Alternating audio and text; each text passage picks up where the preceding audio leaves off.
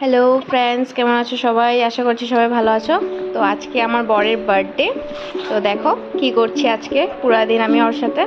আর এখন রাত্র 12টা বাজে, ওকে একটা সারপ্রাইজ দিলাম, একটা কেক এনে। তো পুরা শকড হয়ে গেছিলো কেকটা দেখে, কারণ ও কিছুই জানতো না। ওকে বলেছে আইসক্রিম খাবে ও, তো পুরা শক।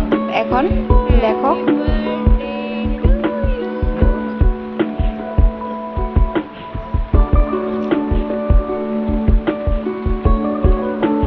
এখানে একটা ছবি তুলে নিয়েছি আমরা কেকের সাথে।